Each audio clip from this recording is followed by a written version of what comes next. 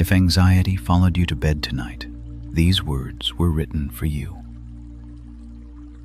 Not by someone who figured it out, by men who carried the same weight, thousands of years ago, in the same kind of dark, with the same kind of questions. This first one is from the Apostle Peter. He wrote it to people who were scared and scattered and didn't know what was coming next. He didn't tell them to calm down. He told them what to do with what they were carrying. Cast all your anxiety on him because he cares for you. 1 Peter chapter 5, verse 7.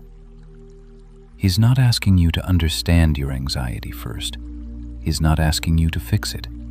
He's not asking you to explain where it came from or why it's worse tonight than it was last night. He's asking you to hand it over, all of it.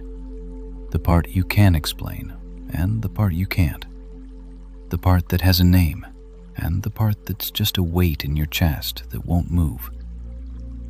You don't have to understand it before you give it to him. He can carry what you can't name. Notice what Peter says at the end of that verse. Because he cares for you. Not because you've earned it. Not because you've prayed the right way. Not because you've been good enough this week. Because he cares for you. That's the whole reason. That's the only reason you need. The next one is from Paul. He wrote this from a prison cell. He wasn't writing from a comfortable study or after a quiet morning. He was locked up with no idea if he'd ever get out. And this is what he wrote. Do not be anxious about anything, but in every situation, by prayer and petition, with thanksgiving, present your requests to God. And the peace of God, which transcends all understanding, will guard your hearts and your minds. Philippians chapter 4, verses 6 through 7. The peace that transcends all understanding. That word, transcends, matters. It means God's peace doesn't need your anxiety to make sense first. It doesn't wait for you to figure out what's wrong. It doesn't require a diagnosis or a plan or a solution. It moves without your permission. It just guards. It works even when you can't explain what's wrong. Even now, even tonight. And listen to the verbs Paul uses. Guard your hearts. Guard your minds. Not fix, not solve, not remove. Guard. Like a sentry standing at a door while you sleep. You don't have to stay awake to protect yourself tonight. Something else is on watch. One more before we let the music carry you for a while. This is from the prophet Isaiah, God speaking directly to a people who were afraid. So do not fear, for I am with you. Do not be dismayed, for I am your God. I will strengthen you and help you. I will uphold you with my righteous right hand. Isaiah chapter 41, verse 10. The reason God gives for not being afraid isn't that the thing you're afraid of isn't real. He doesn't say the threat isn't there. He doesn't say the worry is in your head. He says, I am. I am with you. That's the reason. Not the absence of danger, the presence of God. Father, meet this man tonight. He's been carrying anxiety he didn't choose and can't put down on his own. He's tried. He's been lying here trying to think his way out of it, and it's not working. Replace the weight in his chest with your peace. Slow his breathing. Quiet the noise in his mind. Let him rest, knowing you are awake. Stay here for a moment. There's more to come.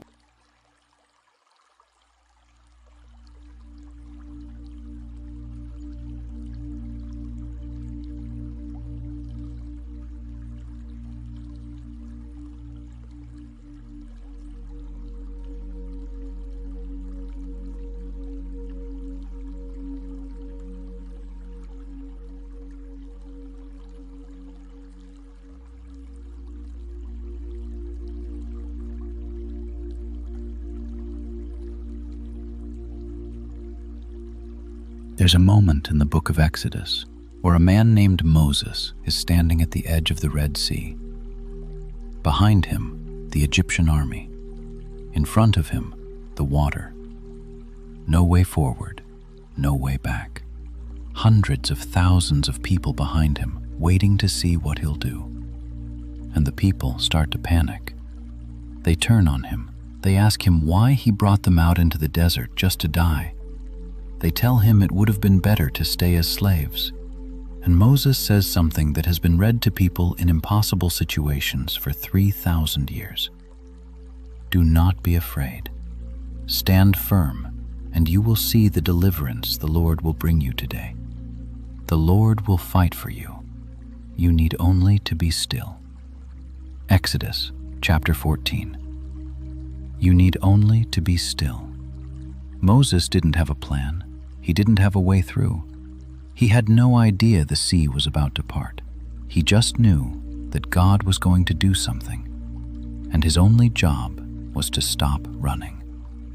That's where you are tonight. You may feel trapped. You may feel like there's no way through whatever you're carrying. You may feel the pressure of something behind you and a wall of water in front of you.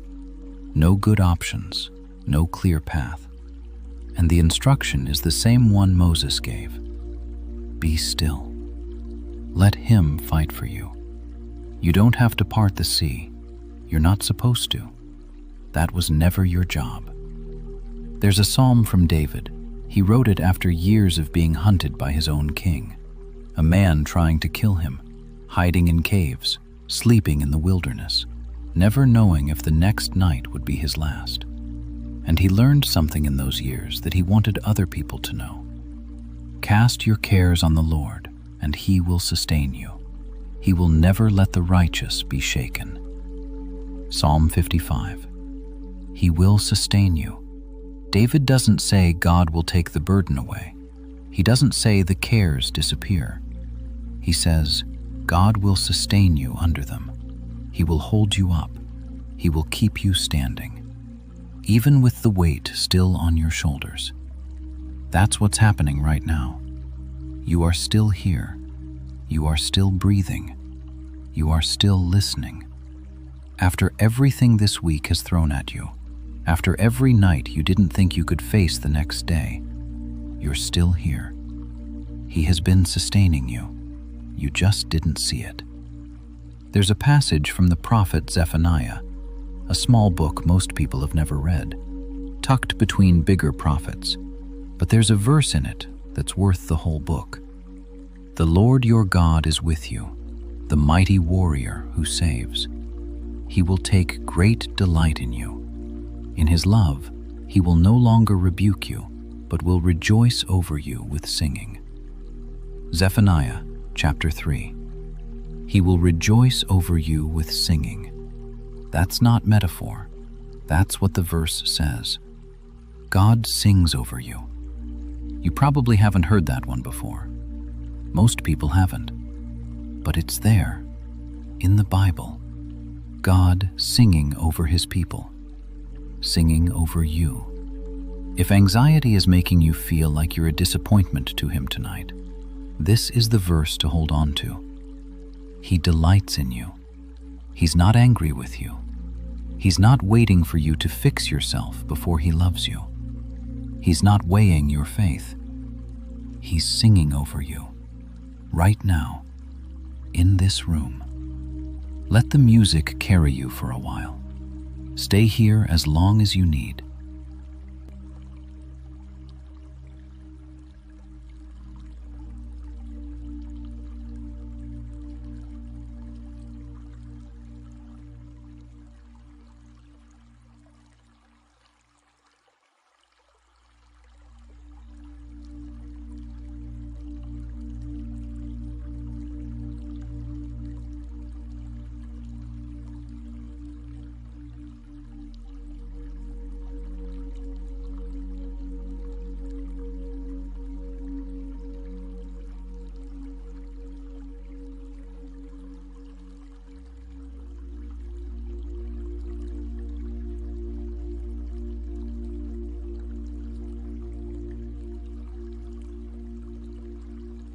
If you're still awake, that's all right.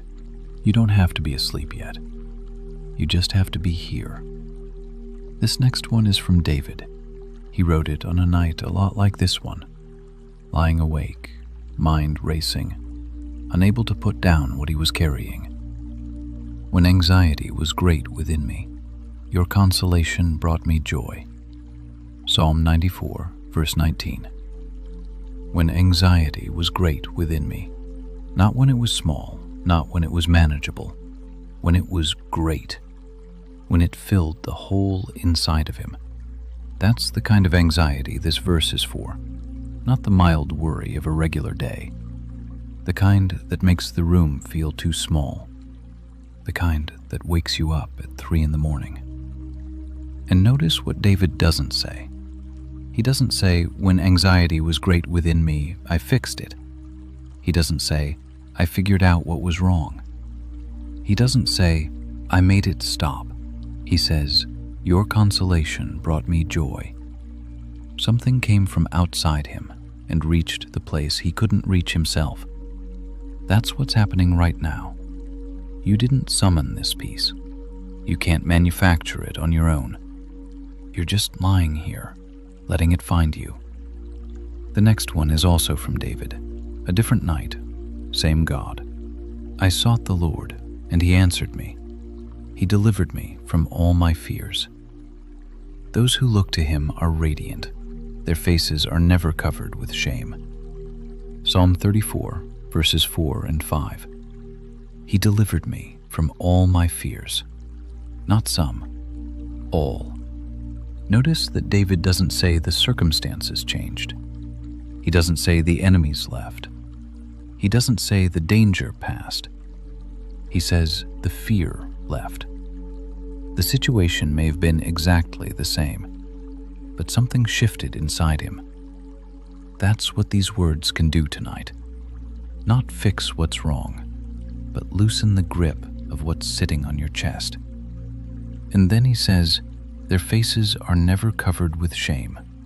David knew what it was to be ashamed of his own anxiety, to wonder why he couldn't just trust harder, to feel like a man who should have it together by now and doesn't. If that's where you've been, hear this.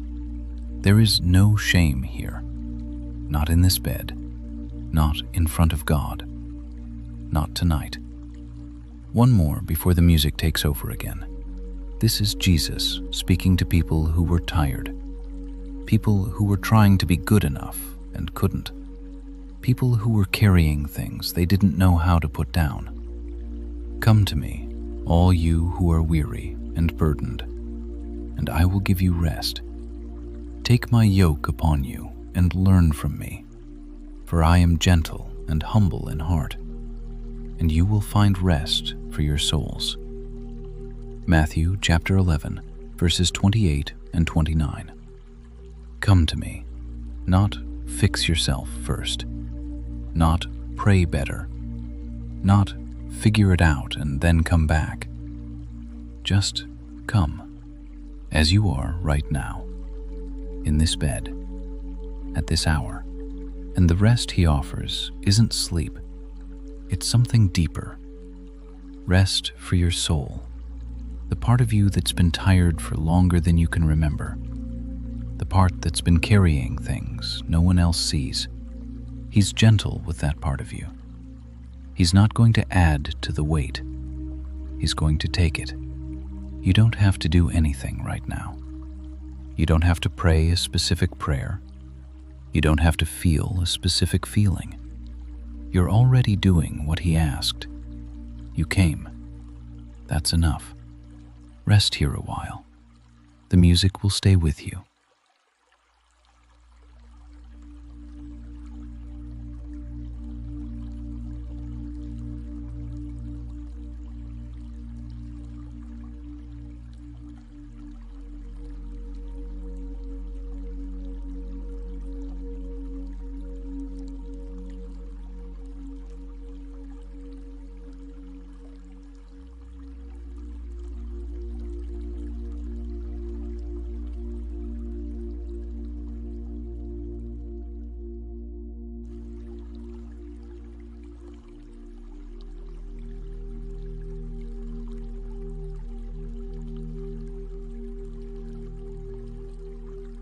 There's a man in the book of Judges named Gideon. He was the youngest son of an unimportant family in the weakest tribe in Israel. His country was being oppressed by an enemy army. His people were starving. And Gideon was hiding in a wine press, trying to thresh wheat in secret so the enemy wouldn't find him. He was afraid. He had every reason to be. And then an angel appeared to him. The angel didn't say what you'd expect. He didn't say, "Gideon, I see you're scared." He didn't say, "Gideon, I'm sorry things are so hard." He said, "The Lord is with you, mighty warrior." Judges chapter 6. Mighty warrior. Gideon was hiding in a wine press, trying not to be seen. And the first thing God called him was warrior. Notice what God didn't do. He didn't wait for Gideon to become a warrior. He didn't tell him what he needed to fix first. He called him a warrior while he was still hiding, before he had done anything brave, before he believed it himself, before there was any evidence. If anxiety has been telling you tonight that you're not enough, not strong enough, not faithful enough, not brave enough, hear what God called Gideon. Hear what he calls you. He doesn't see you the way you see yourself. You may feel weak tonight. He sees something else. You may feel like you're hiding. You may feel like the smallest version of yourself. He sees what you'll become when his presence is the only thing you're carrying. There's a moment in the Gospel of Mark, a woman in the crowd. She had been bleeding for 12 years. She had spent everything she had on doctors. None of them could help her. She was alone. She was exhausted. She was running out of options. And she had one last hope. She heard Jesus was passing through. She pushed through the crowd, and she reached out, and she touched the edge of his cloak. Just the hem. She didn't even ask him for anything. She just touched the edge. And immediately her bleeding stopped, and she felt in her body that she was freed from her suffering. Mark chapter 5. She just touched the edge. She didn't have a long prayer. She didn't have the right words.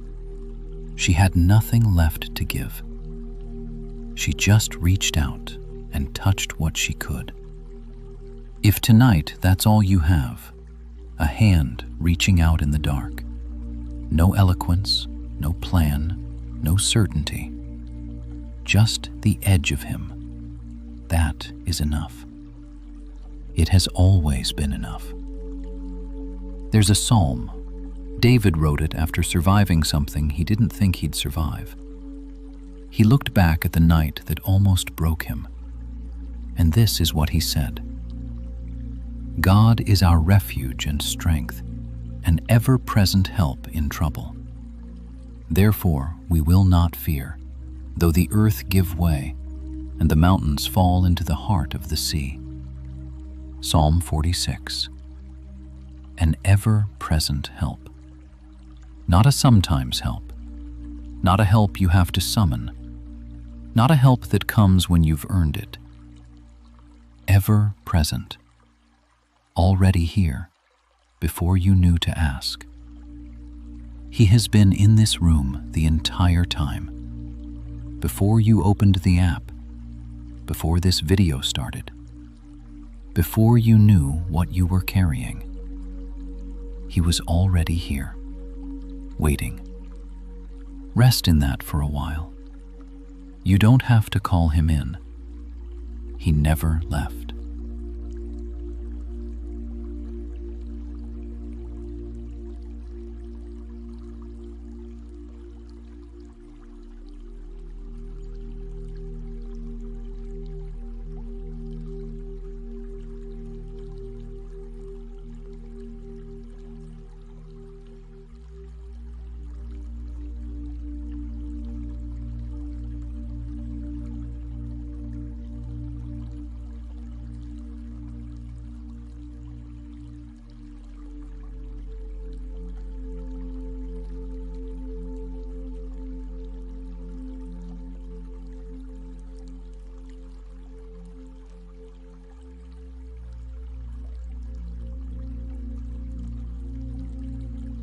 There was a man in the Old Testament named Daniel.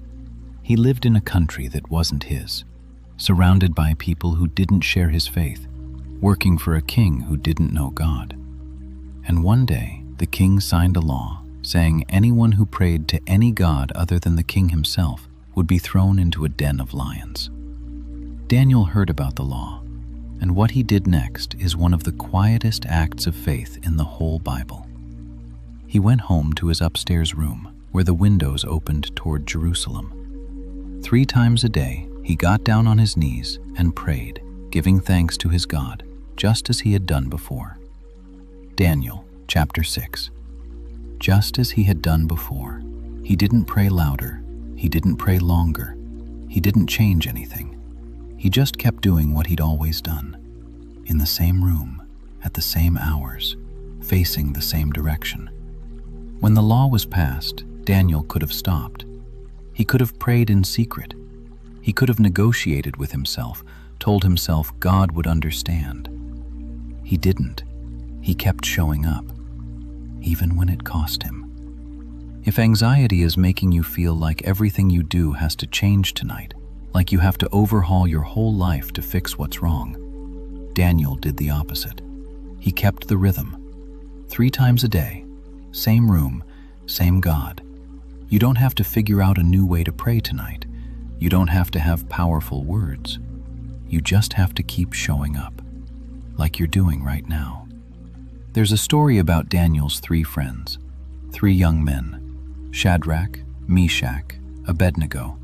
The king had built a giant statue and ordered everyone to bow down to it.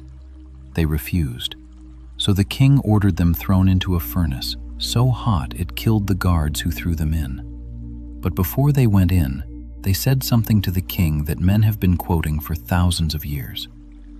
The God we serve is able to deliver us from the blazing furnace. But even if he does not, we want you to know we will not serve your gods. Daniel, chapter 3. Even if he does not, that's the prayer of a man who trusts God without needing a specific outcome. He might rescue us, he might not. Either way, we're his. Either way, he's worth it. If you've been anxious tonight because you don't know how something is going to turn out, this is the prayer for you. You don't have to know the ending. You don't have to be certain God will fix it the way you want. You don't have to need a particular answer to keep trusting. Even if he does not, you can still trust him. You can still rest. There's a psalm, just 2 lines, but they're the 2 lines anxious men have come back to for 3,000 years. I sought the Lord, and he answered me. He delivered me from all my fears. Psalm 34. He delivered me from all my fears. Not from the circumstances, not from the situation, from the fears themselves. David doesn't say his enemies left. He doesn't say the danger passed. He says, the fear lifted. Something inside him changed, even when nothing outside him did. That's the prayer for tonight. You don't have to ask God to change the circumstances. You can just ask him to take the fear off you, to lift it, to loosen its grip, to set it down somewhere you don't have to carry it. The music will keep going. You don't have to do anything else.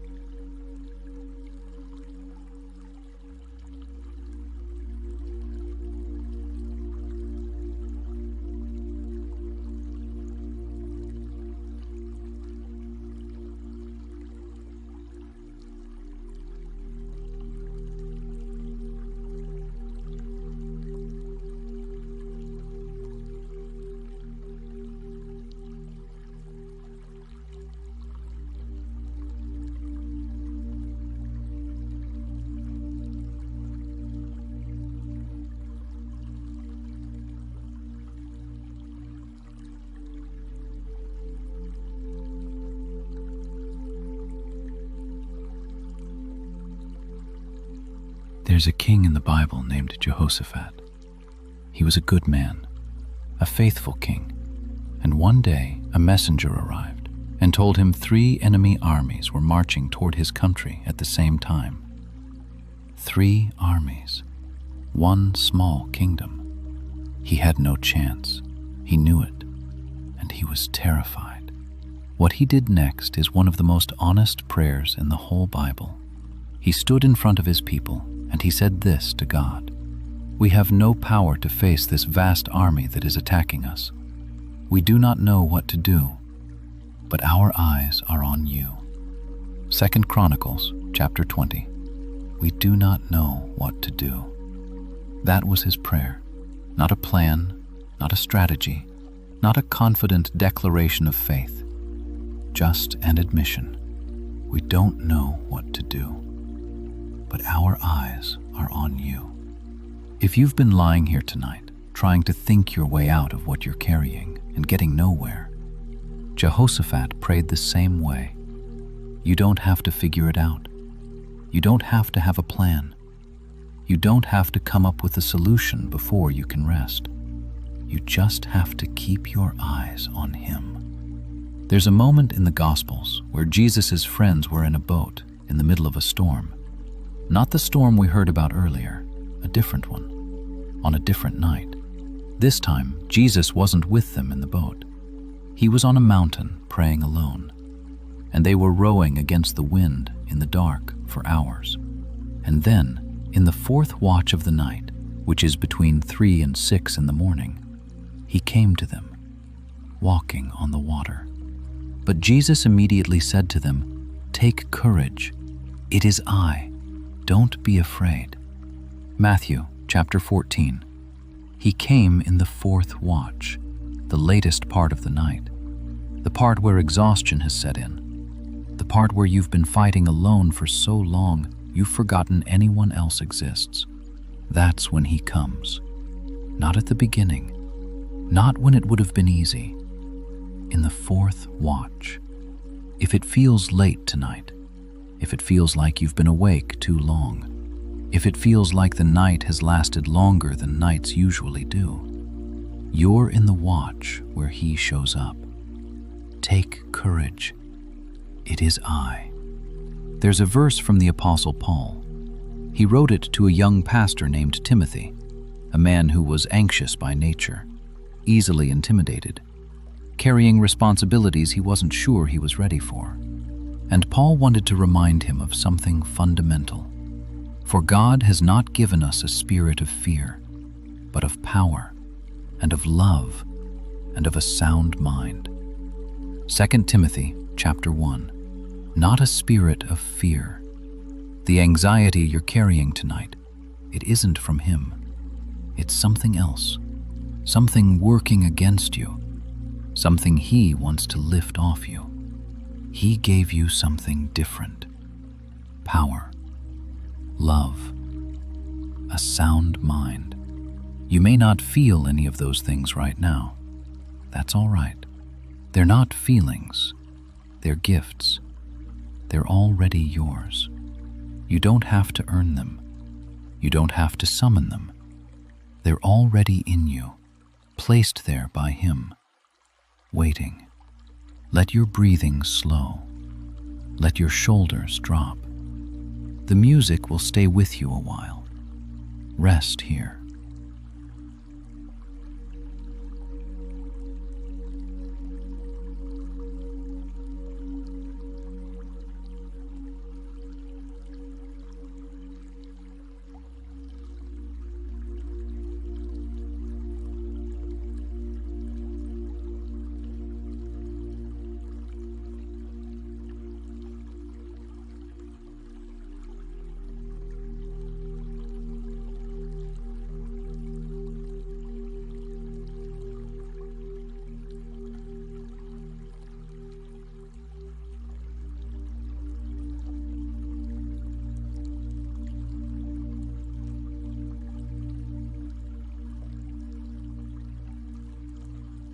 There's a man in the Bible named Elijah, a prophet. He'd just come through the biggest moment of his life. And the next day, he collapsed under a tree in the desert and asked God to let him die. He was exhausted. he was afraid. He was certain he was alone. And this is what God did. He fed him. He let him sleep. He fed him again. And then, when Elijah was ready, God spoke, not in the earthquake, not in the fire, in a gentle whisper. 1 Kings chapter 19. God didn't lecture him. He didn't tell him to get up. He didn't ask him why his faith was so small. He fed him, and he let him rest. That was the first thing, before anything else. If you've been wondering why God hasn't said anything yet tonight, he might be doing what he did for Elijah, letting you rest first. The words will come later. Tonight, you sleep. There's a verse from the prophet Jeremiah. He wrote it during a season when his whole world had collapsed. His city was destroyed, his people taken into exile. And in the middle of that, he wrote this: "Because of the Lord's great love, we are not consumed, for his compassions never fail. They are new every morning. Great is your faithfulness." Lamentations chapter 3. His compassions are new every morning. Whatever you're carrying tonight, tomorrow morning there will be fresh mercy waiting for you. Not yesterday's, not last week's. New, for this exact day. You don't have to stockpile peace tonight. There will be more in the morning. There's a moment in the Gospels where the disciples were in a boat in a storm. They thought they were going to drown, and Jesus was asleep. Asleep in the same boat, in the same storm. They woke him up, panicked, terrified, and they asked him a question that men have been asking ever since. "Don't you care that we're perishing?"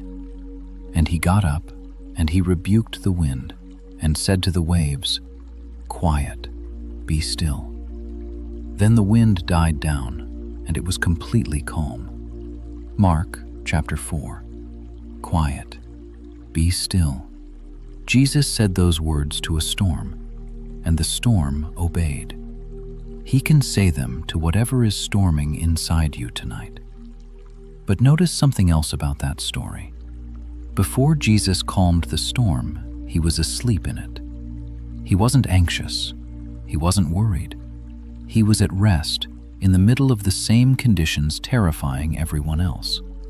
That kind of peace is what he offers you.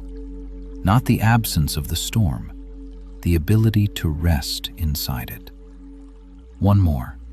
This is from a prophet named Habakkuk, a man you've probably never heard read aloud. He wrote during a time when nothing made sense, when everything he'd been told to trust was falling apart. Though the fig tree does not bud, and there are no grapes on the vines, though the olive crop fails, and the fields produce no food, yet I will rejoice in the Lord. I will be joyful in God my Savior. Habakkuk chapter 3. Though everything fails, yet. That word, yet, is the whole gospel in one syllable. Even when nothing is working, even when there's no reason to trust, yet, God is still God, and you are still His. You don't have to feel that tonight. You just have to lie here and let the word settle on you. Yet, the music will stay with you. Close your eyes if they aren't already.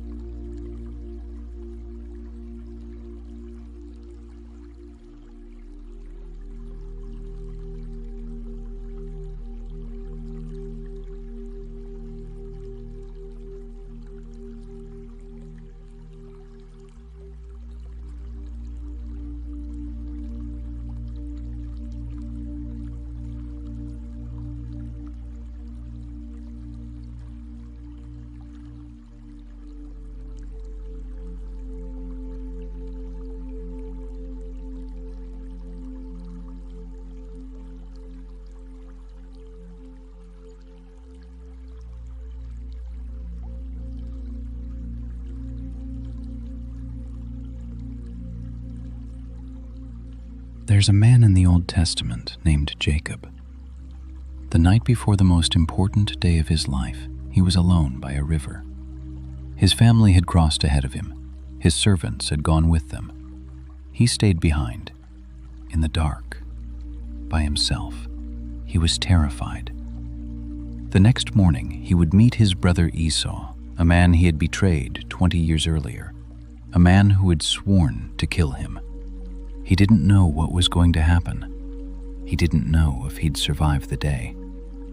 And in the middle of that night, alone by the river, a man appeared. And they wrestled all night long, until daybreak. When the man saw he could not overpower Jacob, he touched Jacob's hip and put it out of joint. And Jacob held on anyway. And he said, "I will not let you go unless you bless me." Then the man said, "Your name will no longer be Jacob, but Israel, because you have struggled with God and with humans and have overcome." Genesis chapter 32. You have struggled with God. Notice that's not a rebuke.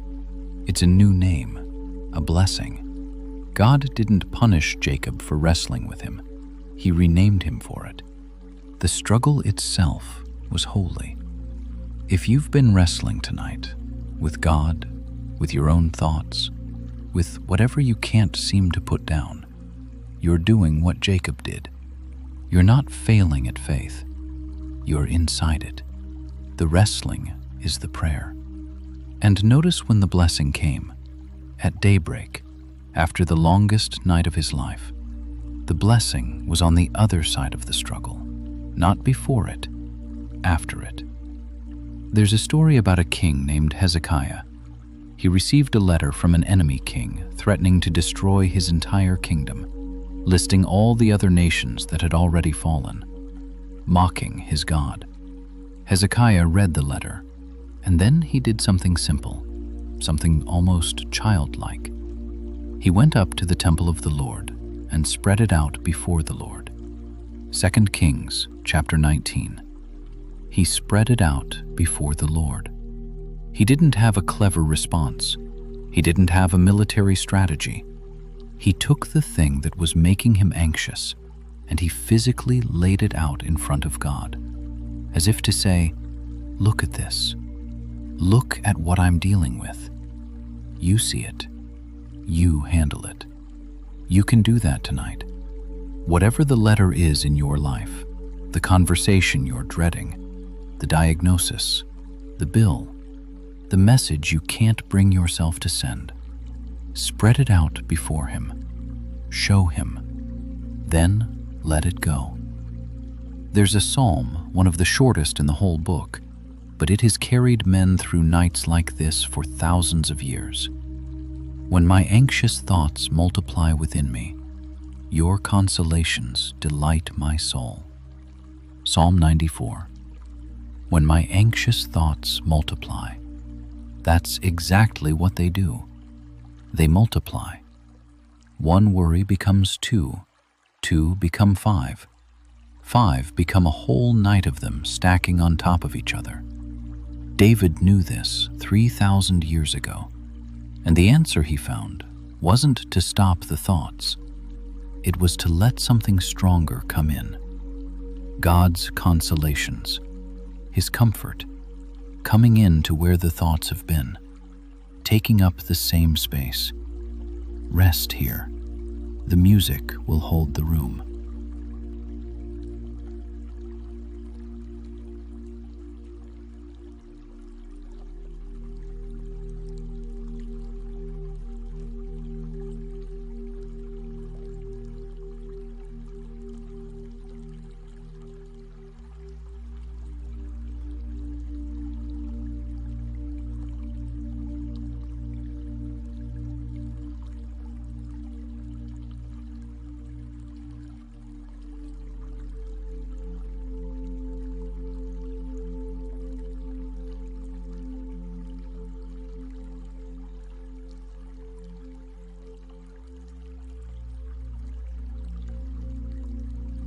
There's a night in the Gospels that almost no one talks about. a garden called Gethsemane. Jesus knew what was coming the next day. He knew he was going to be arrested. He knew he was going to be killed. And the night before it happened, he went to a quiet place with his closest friends, and he asked them to stay awake with him. Then he walked a little further, and he fell on his face. And the Gospel of Luke records something that's easy to miss, but is one of the most important details in the whole Bible. And being in anguish, he prayed more earnestly, and his sweat was like drops of blood falling to the ground. Luke chapter 22. His sweat was like drops of blood. That's a real medical condition. It's called hematidrosis. It happens to a body under such extreme stress that the capillaries near the sweat glands rupture. It only occurs in cases of overwhelming anxiety. Jesus had it. The Son of God, in a garden, in the dark, had a physical anxiety response so extreme that his body broke down. He wasn't calm. He wasn't serene. He wasn't performing peace. He was lying on the ground, sweating blood, asking his Father if there was any other way. If you've ever felt ashamed of the way your body responds to anxiety, the racing heart, the tight chest, the sweating, the way sleep won't come no matter how tired you are, the way your body keeps responding even when your mind wants it to stop. Jesus felt it too, in his body, on a night just like this. He doesn't look at you tonight from a distance. He knows. He's been on that ground. He's felt his body betray him in the dark. He's prayed that prayer. Listen to what Jesus prayed that night. Father, if you are willing, take this cup from me. Yet not my will, but yours be done. Luke chapter 22. If you are willing, take this from me. He asked God to take it away. 3 times that night he asked. He didn't pretend he was fine. He didn't act like he wanted what was coming.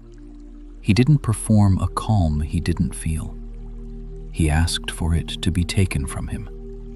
So if you've been praying tonight, asking God to take this anxiety away, asking him to make it stop, you're praying the same prayer Jesus prayed, in the same kind of dark. That's not weak faith. That's not failure. That's the prayer of a son talking to his Father. And listen to what he said next. Not my will, but yours be done. He didn't have to feel peace to say it. He wasn't in peace when he said it. He was sweating blood when he said it. And he said it anyway. You don't have to feel peace to trust him tonight. You can be in anguish and still hand it over. You can be terrified and still trust. You can be shaking and still pray, like he did, even sweating in the dark. There's a verse from the book of Hebrews, written for people who needed to know that the Jesus they prayed to understood what they were going through. For we do not have a high priest who is unable to feel sympathy for our weaknesses, but we have one who has been tempted in every way, just as we are. Hebrews chapter 4. He understands, not in theory, in his body, in a garden, in the dark. He understands what you're feeling tonight, because he felt it too. You are not alone in this. You never have been.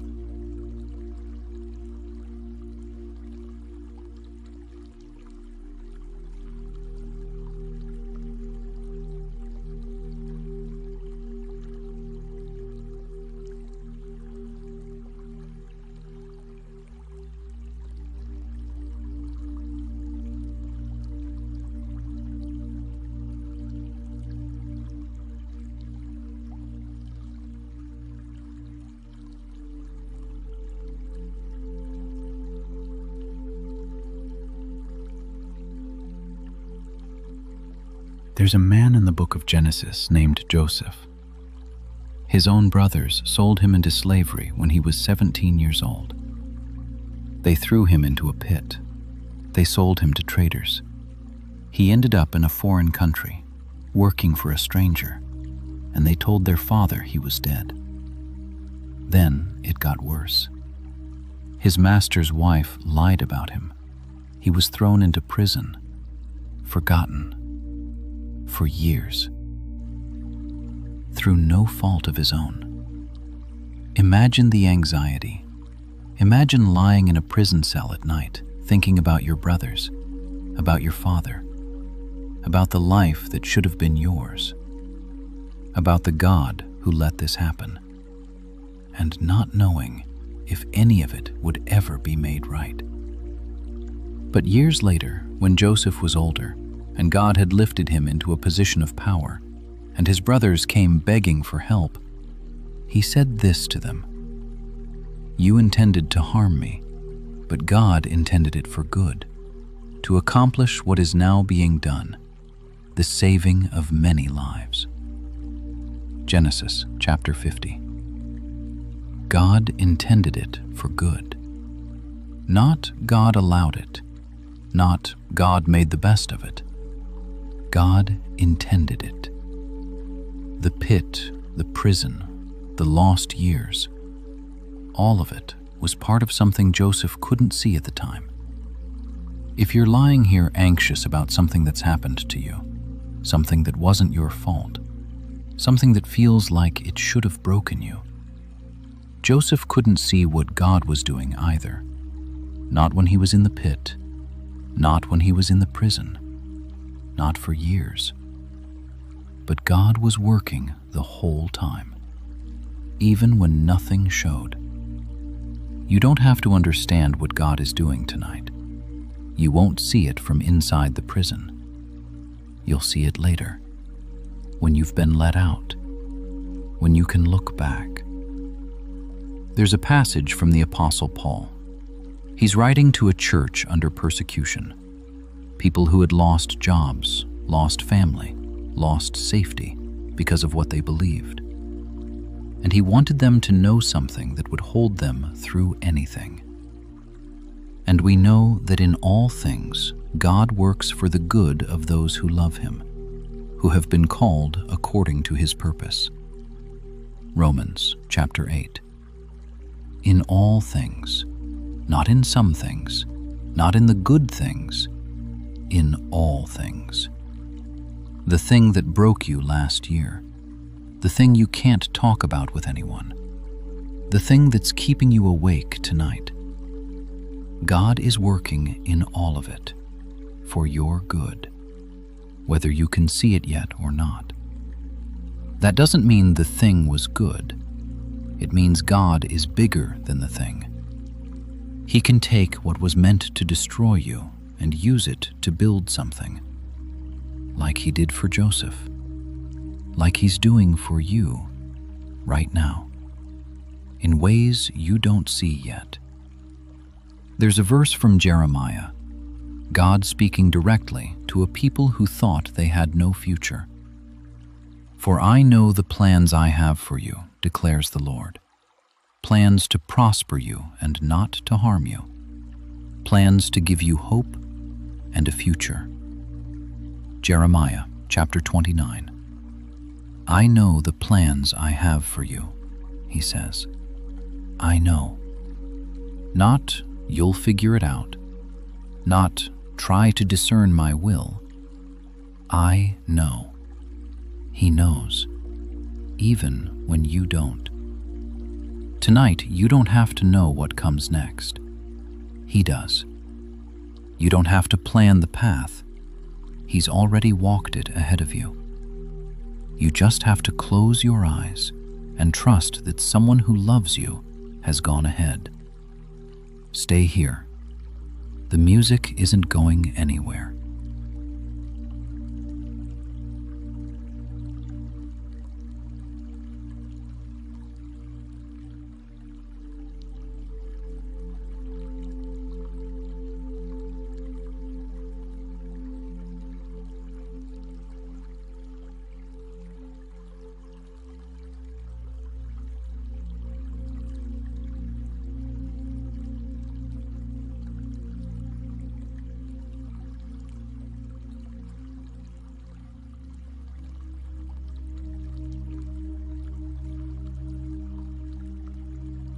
There's a story in the book of 2 Kings about a prophet named Elisha. He had a servant, a young man who traveled with him everywhere. And one morning, the servant woke up early and went outside and saw something that terrified him. An enemy army had surrounded the city in the night. Horses, chariots, soldiers everywhere. They had come for Elisha, and there was nowhere to run. The servant ran back inside. He woke Elisha up. He said, "What are we going to do? What are we going to do?" And Elisha said something that didn't seem to make any sense. He said, "Don't be afraid. Those who are with us are more than those who are with them." The servant looked around. There were two of them, 2 men against an entire army. He must have thought Elisha was losing his mind. Then Elisha prayed, "O Lord, open his eyes so that he may see." And the Lord opened the servant's eyes, and he looked and saw the hills full of horses and chariots of fire all around Elisha. 2 Kings chapter 6. The hills were full. They had been full the whole time. The angels were already there. The chariots of fire were already on the hills. The servant just couldn't see them until God opened his eyes. If you've been lying here tonight, feeling alone in whatever you're facing, feeling like it's just you against everything, this story is for you. The room isn't empty. It never was. You can't see what's protecting you tonight. You can't see who's standing watch in this room. But the hills are full. You're just not the one with open eyes yet. They have always been full. There's a psalm. David wrote it on a night when he was being hunted, when his enemies were closing in, when he had every reason to feel exposed. And he wrote down what he knew. The angel of the Lord encamps around those who fear him, and he delivers them. Psalm 34. The angel of the Lord encamps. That word, encamps, means he sets up camp. He builds a perimeter. He doesn't drop in and leave. He stays. He doesn't fall asleep on watch. Through the night, around you. You don't have to keep watch tonight. Something else is doing that. Someone else is doing that. Someone who has done it for every man before you who ever lay awake afraid. Someone you can't see, but is closer to you than your own breathing. There's a verse from the Apostle Paul. He wrote it from a prison cell near the end of his life. He wanted to leave the church something to hold on to for the rest of time, and this is what he chose. "For I am convinced that neither death nor life, neither angels nor demons, neither the present nor the future, nor any powers, neither height nor depth, nor anything else in all creation will be able to separate us from the love of God that is in Christ Jesus our Lord." Romans chapter 8. Nothing will be able to separate you. Not the anxiety, not the failure, not the thing you did, not the thing that was done to you, not the long stretches when you couldn't pray, not the years you walked away, not the night you didn't think you'd make it through. Nothing. You are held. You always will be. Let the words settle. You don't have to do anything with them. Just let them be true. They already are.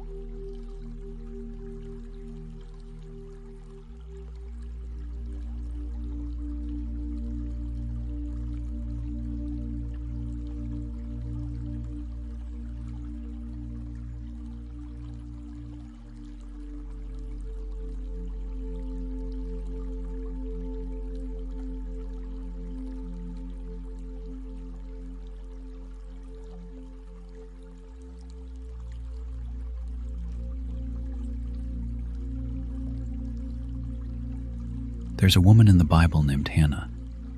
She wanted a child and couldn't have one for years. And every year she went to the temple to pray and every year she came home with the same ache. One year she went to the temple, and she prayed so hard and wept so deeply that the priest thought she was drunk. He told her to put away her wine, and she said something that should be written on the wall of every man who can't sleep tonight. "I have not been drinking wine or beer. I was pouring out my soul to the Lord." 1 Samuel chapter 1. Pouring out my soul, not praying tidily, not praying the right words, pouring like a jug emptied onto the floor until there's nothing left in it. If you've been lying here tonight, feeling like your prayers aren't coming out right, feeling like you don't even know what to say anymore, Hannah prayed the same way. She didn't have eloquence. She had honesty. And God heard her, just exactly like that. There's a passage from the Apostle Paul. He had something he called a thorn in his flesh. We don't know exactly what it was. Some kind of pain, some kind of weakness, something he couldn't get rid of. And 3 times he asked God to take it away. 3 times. And this is what God said to him: "My grace is sufficient for you, for my power is made perfect in weakness." 2 Corinthians chapter 12. My power is made perfect in weakness, not in your strength, not in your competence, not in your ability to hold it together, in your weakness, in the parts of you that aren't working, in the anxiety you can't shake, in the prayers you can't finish. That's where His power shows up. You don't have to be strong tonight. You don't have to be brave. You don't have to be the kind of man you think you should be. The weakness you're feeling right now is exactly where God meets people. You're not disqualified. You're qualified. There's a verse from the book of Job. Job lost everything: his children, his wealth, his health. And there's a moment where he can't even find God anymore. He looks everywhere, and God seems absent. And this is what he says: "But He knows the way that I take. When He has tested me, I will come forth as gold." Job chapter 23. He knows the way that I take. Even when Job couldn't see God, God could see Job. Even when you can't feel Him tonight, He knows exactly where you are.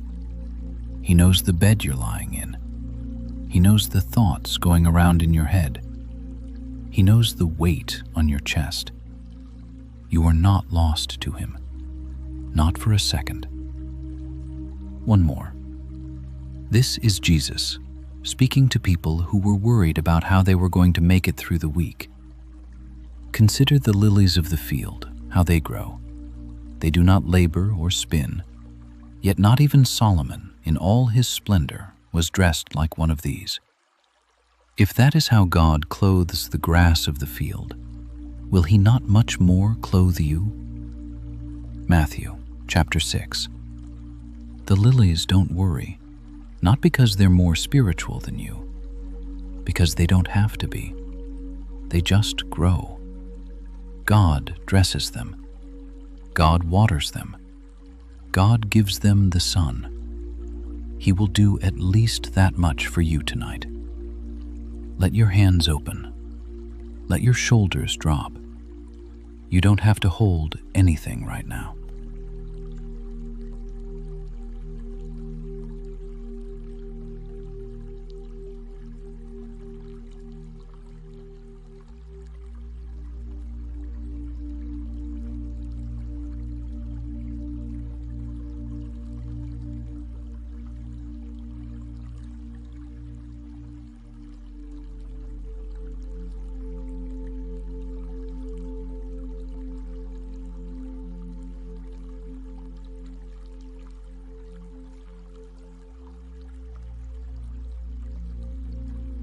There's a man in the Bible named John. He was the last of the disciples still alive. The others had all been killed for their faith. And John, by the end of his life, had been arrested by the Roman government and sent to a prison island called Patmos. Alone, old, no way home. He was the man who had walked with Jesus, the man who had leaned against him at the Last Supper, the man who stood at the foot of the cross. And now, decades later, he was on a rock in the middle of the sea, wondering if God had forgotten him. And then, on a Sunday morning in his cell, something happened that he never could have imagined. He heard a voice behind him, and he turned around, and he saw Jesus standing in the room, glowing like the sun. John fell down like a dead man, and Jesus reached out his hand and laid it on John's shoulder and said something John remembered for the rest of his life. "Do not be afraid. I am the first and the last. I am the living one. I was dead, and now look, I am alive forever and ever. And I hold the keys of death and Hades." Revelation chapter 1. Do not be afraid. Notice the order. Jesus didn't explain why John was in prison. He didn't tell him when he'd be released. He didn't even promise rescue. He said, "Don't be afraid, because of who I am, not because of what's happening to you, because of who I am. I am the first. I was here before any of this started, and I am the last. I will be here when all of this ends.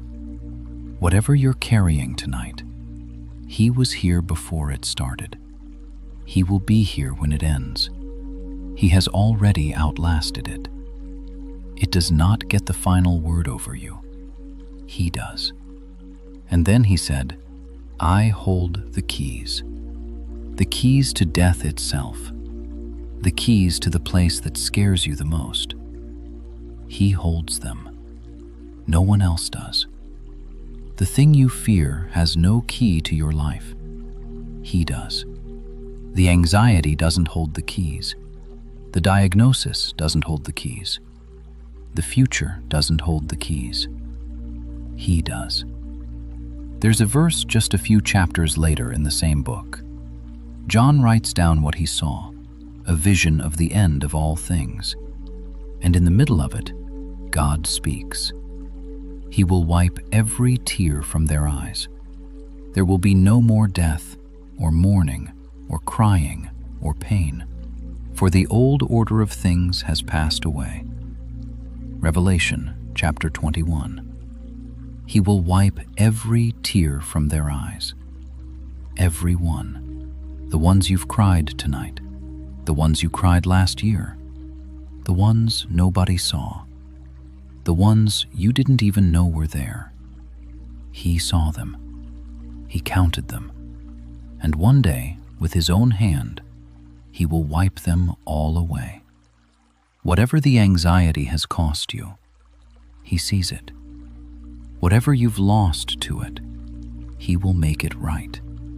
There's a line from a psalm, just one verse, but it has carried men into sleep for 3,000 years. Weeping may stay for the night, but rejoicing comes in the morning. Psalm 30. In the morning. You don't have to figure out rejoicing tonight. Tonight is for weeping if you need it. Tonight is for resting. The morning is coming. It always does. Let the music carry you. You are held.